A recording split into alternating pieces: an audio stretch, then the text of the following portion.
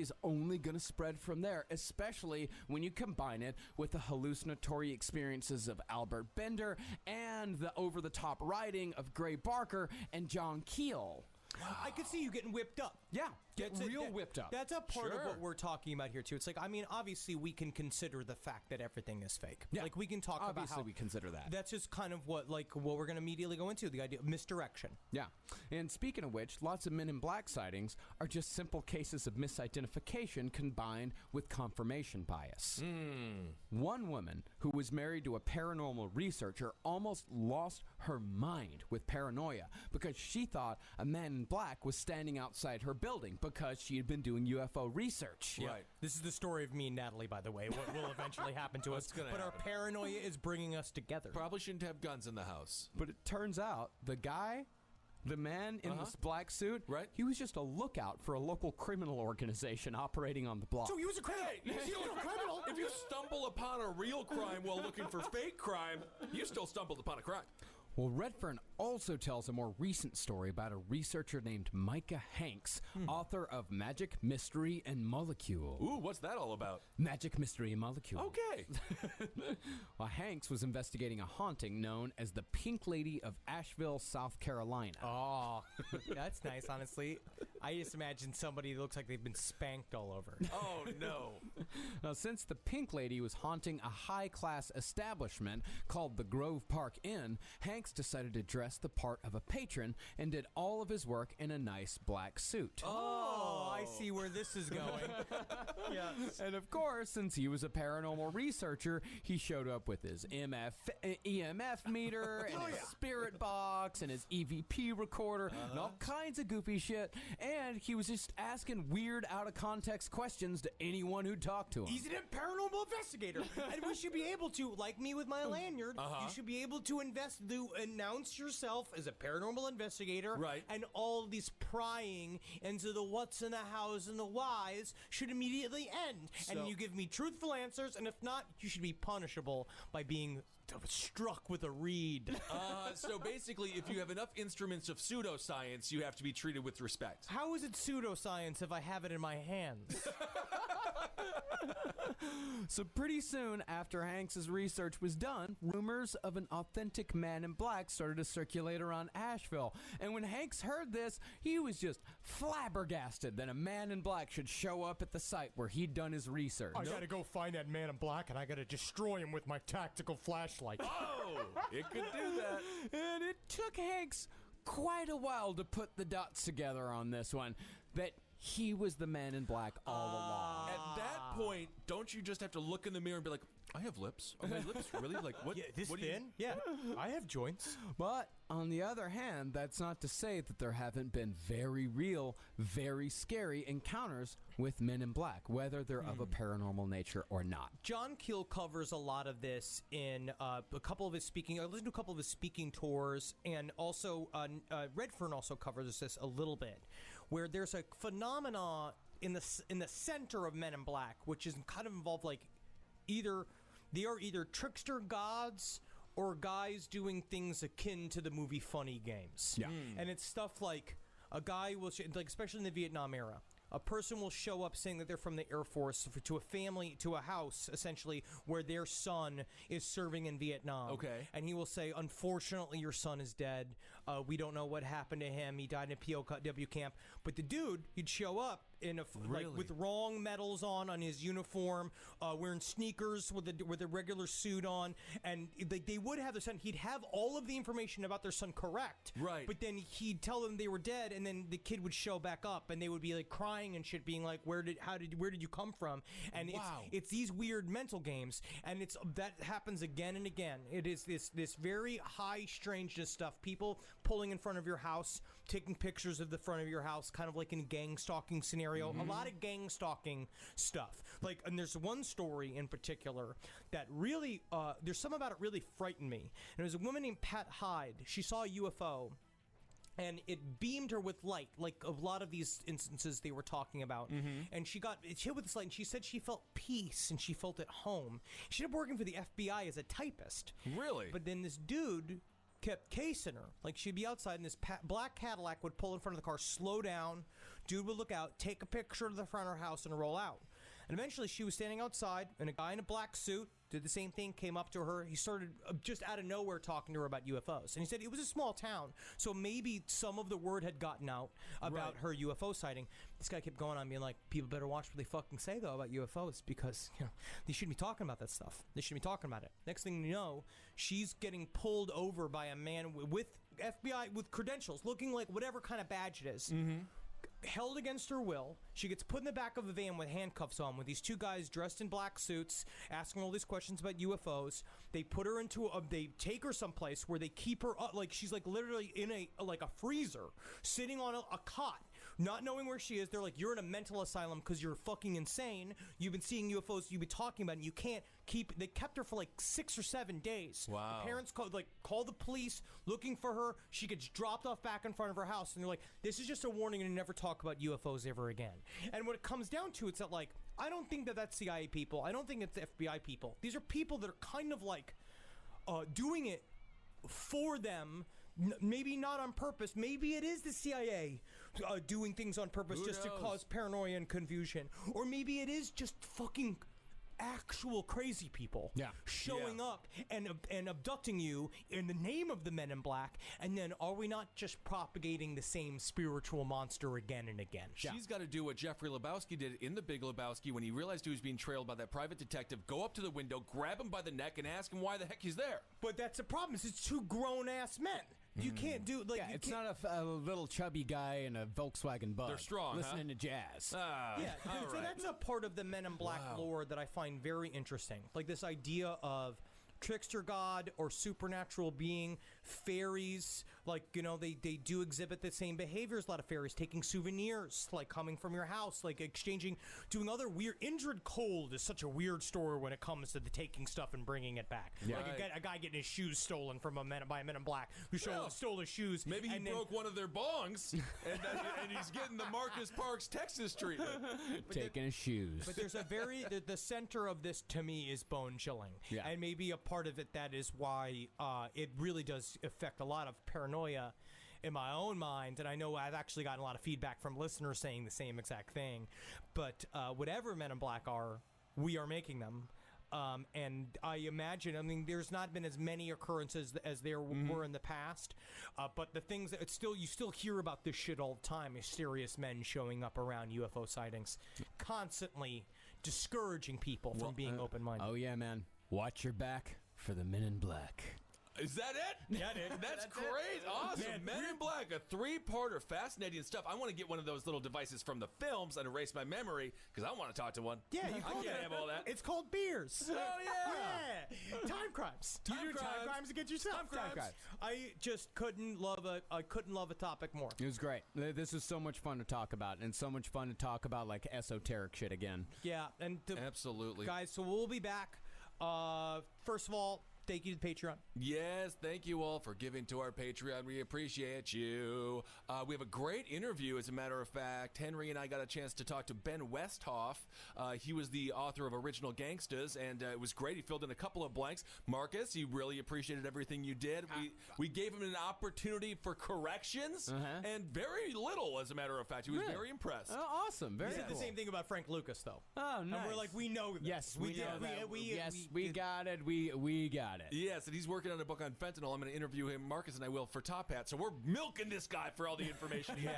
That'll be out this week. We're very big fans of this work. So yes, thank you all for giving to the Patreon, and check out all those interviews. I think we've had some really, really exciting stuff, and we're going to talk to this fella more about Men in Black here coming up in the very near future. We'll be speaking with Nick Redfern because I want to ask him more questions about what he knows and how it maybe affected his own personal life, because I know it's like affecting mine because I'm seeing the Flannel Man, which I don't think is good. From what further reading I've done from Nick Redfern about other essays that he's written about the Men in Black, he's just having a fucking great time with it. Man, he's cool as shit. He's just like, man, this is so much fun. This is one of my favorite subjects. I love this. Oh, always talk about Men in Black. I'll always write about Men in Black. I'm like, fuck yeah, dude. Want to thank everyone that we met in Portland as well. Everyone was so incredible. That city was stunningly gorgeous. I really didn't know what to expect because the last time we were there was a snowstorm, and this was like perfect weather. No, so we had genuine friends in Portland too, and it's so great. It's so nice to be there and see them. It was great. But I would say we're also going to be in San Diego. Then we got the Comic-Con July 19th weekend. It's my birthday, July 21st. Everyone needs to buy me a cake. You've never celebrated your birthday in public before. Brooke is forcing me to say happy because now I don't know. Whatever. You have to celebrate yourself. Yeah, right. But, you know. What? Birthdays are for the dying. Funerals are for the living. I've always said it. Yes, it's true. But you are going to be 44 years old. We're really excited to celebrate you. Time crime. That's a time crime. That's a time crime. That is a time crime. We are going to be taking a short summer holiday, and when we come back, we're going to be doing a subject that people have been asking us to do for a long time, and I'm very fucking excited. Yes. We have a bunch of shit in the pipeline that is going to be. We're going to be doing a lot more weird shit because I miss it, and I'm not. This wasn't weird enough for you? No. This wasn't weird enough? I will make this my whole life. I will eventually leave all of this. I will leave you. I will leave. I mean, like, Natalie will come with me only just because she's going to be legally bound to me, and she's also interested in it. Where I'm going to be. You brought the courts into it. Running a Men in Black investigation at some point, also possibly trying to do the Enochian rites at some point because I want to see it for my fucking self. Right. But I need to learn how to sit still because I will say the Headspace app I have, every time it reminds me to meditate, makes me want to shoot a bunch of people in the town square. Okay, no, we're all equally I hate that preparing. fucking app so much. Is some snooty British man talking at me. You telling me to take time to meditate right the fuck now? That app gave me a panic attack. Yes, it's doing it currently. We're all ready for your Gary Busey meets Randy Quaid phase. It's going to be great. It's actually could be rejuvenating for my career. Yeah, maybe. Follow us for them. Follow us on Twitter, which is The Burning Chariot, taking us towards the end times, at Henry Loves You, at Marcus Parks, at Ben Kissel, who's for some reason back on. Well, I'm just dabbling. I wanted to spread the word of a couple of things. You know. Very good. And then also follow us on Instagram, the highlight reel of every single thing that you see that is fake, at Henry Loves You, at Marcus Parks, at Ben Kissel, the number one, and follow everything Last Podcast on the left at LP on the left. And I don't know who Ben Kissel is on there. Because I looked for the Ben Kissel, and I think it's an account that I made. It's quite possible. Very possible. It's account you made. Yes, it was just in 2012 when it started. Actually, I think we did have this conversation long ago where you made the Instagram account, and you're like, I can't remember my password at all. And you can't remember what email address you signed it up with, and so you just made Ben Kissel 1. Well, you know what? That's fine. But I will say this, too. Everything that we talked about in these last episodes could obviously be fake. And we acknowledged it before. It's like, obviously, it can be flights of fancy. People be... there are things that people misconstrue. They do that stuff. But just for a second, if you allow yourself to open up your brain to let it in, you were surprised what else slips in there. Slips in there. Don't do that while driving or while operating heavy equipment. All right, everyone. Thank you all so much for listening. We love you. Hail yourselves. Hail Satan. Elgin. Magustalations, everyone. And if I see a fucking Man in Black, I'm gonna beat him to death with a tennis racket. You're in Wall Street. That's I check all of them. I check all of them. I don't know. You always check. Hail me. All right. Talk to you soon. Number of steps, 8,000. Miles run, 6.3. Appetite for lunch, massive. When it's time to refuel, leave the heavy lifting to Uber Eats. Discover a tasty choice of meals delivered to your door, so you can reward yourself and re-energize for your best time yet. Uber Eats. Use code EATFORDINNER to get £10 off your first order when you spend £15 or more before the 5th of October 2020. T's and C's apply. I wash my hands to protect my family. I wear a face covering to protect my mates. I make space to protect my colleagues. Hands. Face. Space. I wash my hands to protect strangers. I wear a face covering to protect other passengers. I make space to protect you. Hands. Face. Space. As we spend more time indoors, we need to do whatever we can to help protect each other from coronavirus. So please, wash hands, cover face, make space. There's no place to escape to. This is the last podcast. On the left. That's when the cannibalism started. What was that?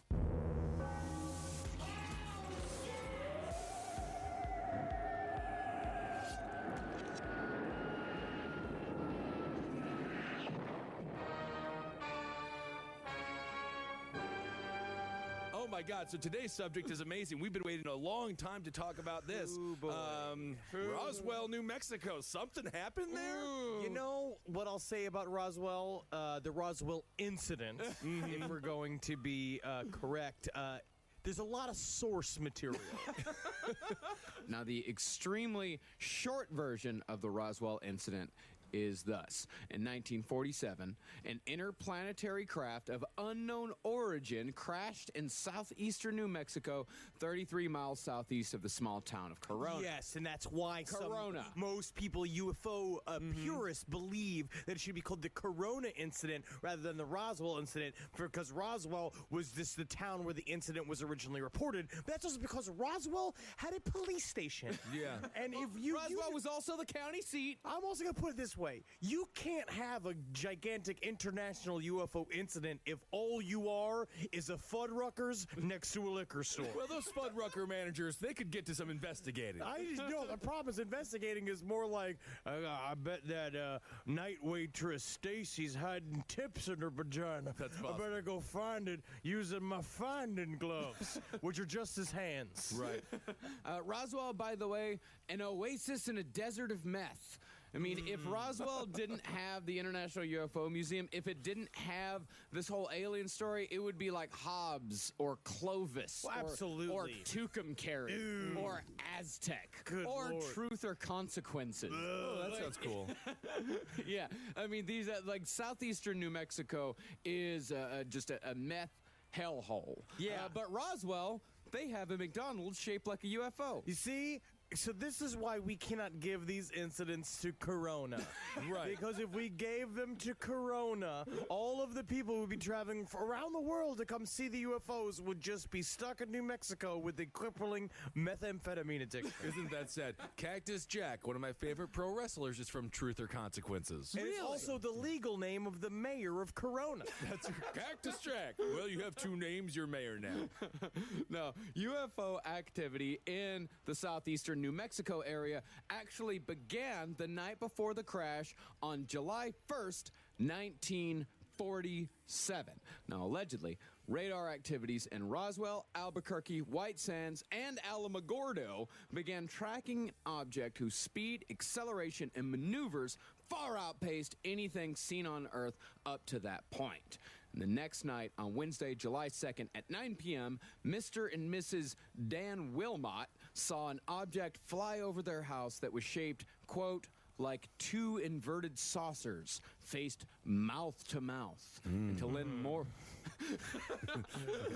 They were having sex. That's how you make extra saucers. That's what you call the top of a bowl? You call it the mouth of the bowl? Yeah, that's how they make them. The problem with people describing UFOs back in the day is that nobody really knew what to say about it. Now we have the flying saucer thing. You always hear people struggling with the description. It sounds a lot of times there's like, it was a pendulum type, jibbity jabbity, hot air balloon. No, a jibbity jabbity, that sounds more of a sound. What? But that's what I mean. But a sound, but like a thing I saw. Oh, You know what I I'm saying? see. Like if you could hear jibbity jabbity sounds. was a visual image. You know how when you see the color red, you think of the number 4? Yes, I do know about That's that. me. That's what I have. Do you smell smoke right now? No. That's me just wearing this green shirt. That's what green smells like. Oh, I see. So we know these flying saucers are up there kissing in air having sex.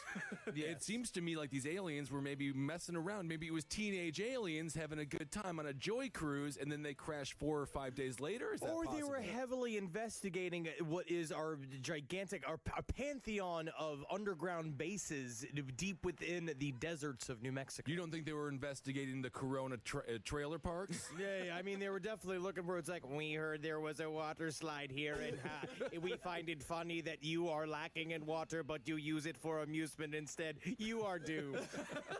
That is very true. On July 3rd, at 1 p.m., police and multiple civilian witnesses see several discs flying in formation over Portland, Oregon, while a whole carload of witnesses reported seeing 4 of the same type of object not 3 hours away in Redmond. And at the same time, United Airlines Captain E.J. Smith and his co-pilot reported 5 discs during their flight, immediately followed by a second formation of 4 discs. So, while all of these things are in the sky over the Pacific Northwest, military facilities in Washington and Oregon go on extremely high alert. And while the Pacific Northwest was in an absolute tizzy over those flying objects, sheep herder Mac Brazel was tending to his flock with a young boy named Dee Proctor. Now, Dee is somewhat lost to history, and with good reason.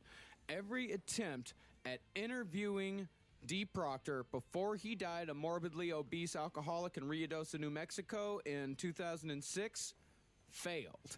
He had an almost pathological fear of even discussing the Roswell incident and was said to literally run out of a room at even the slightest mention of it. Which was difficult for him because he was 450 pounds. Yeah, they should have kept on mentioning it, and then he would have lost some weight. All of a sudden, he was in the 1984 Olympics. Yeah, that would be great. Or like Mike Tyson's Punch-Out, the cutaway scenes where you would bike and the trainer would chase you.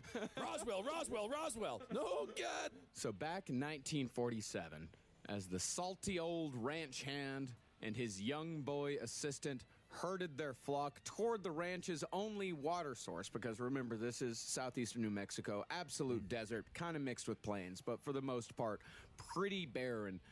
The two found they were blocked by a field of debris 3/4 of a mile long and 200 to 300 feet wide that his sheep refused to cross. Which is very interesting. There's a the beginning of the Roswell incident starts with literally laziness, a farmer's laziness. He couldn't handle. No, it's not laziness. No, laziness. It's, no. It actually is strikingly biblical. Yeah, you it's know, sheepish.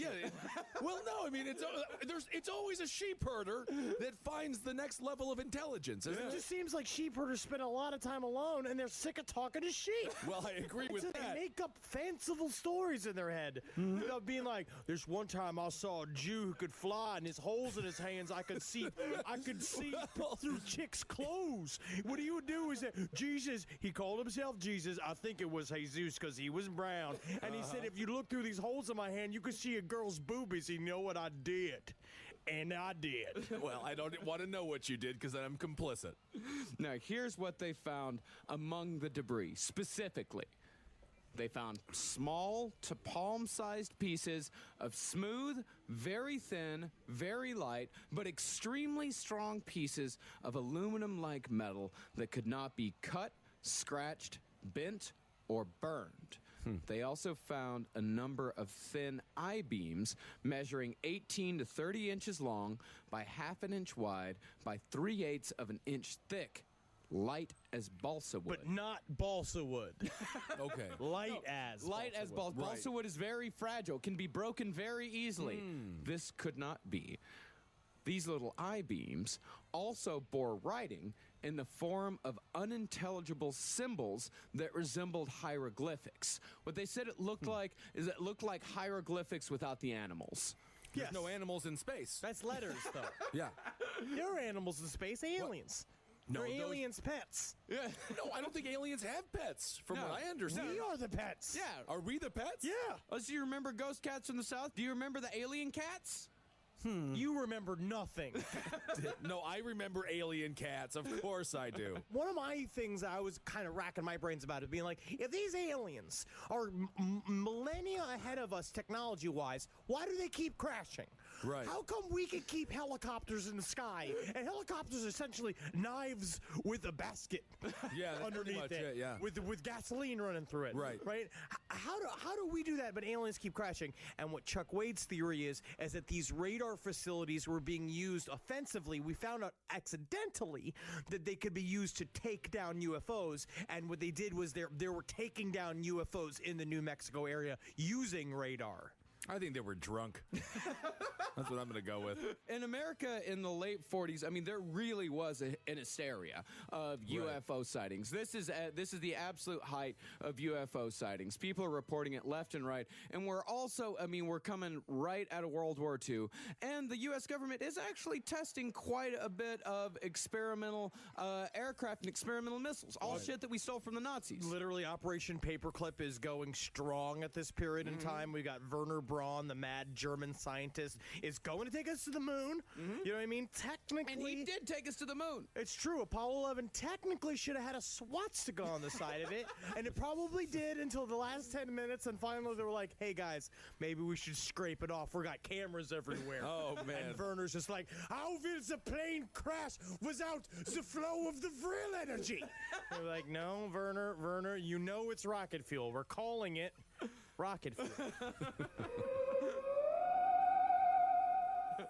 So after Joyce seemed to take the case a little more seriously than Sheriff Wilcox thought it should be taken, the sheriff, he was the one that called up Roswell AAF, after which the base dispatched the man without whom we would have no Roswell story whatsoever, Major Jesse Marcel. And you can literally see Sheriff Wilcox being like, you really want me to call it in? And him go like, God damn it. And him taking off his hat and then picking up the phone, staring at me like, am I really calling this in? They're like, you've got to. You've got to, Sheriff Wilcox. We got to stop these aliens from making everybody gay.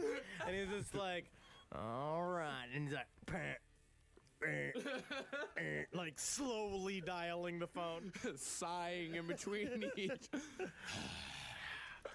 So that afternoon, Marcel, along with fellow counterintelligence officer Sheridan Cav Cavett, traveled out to Foster Ranch with Mac Brazel, but because of the terrible conditions of the roads, the men arrived too late in the day to inspect the site. The three instead spent the night in Mac's shack, eating cold beans and crackers. Which in New Mexico is just what you do when you wait. Yeah, I think so. Everybody's got waiting beans and waiting crackers. Right. We call it visiting. They could have warmed up the beans. No. They had fire, right? There was no lightning that night. Oh, I see. So you just gotta hope that the lightning strikes your beans, and then, honey, we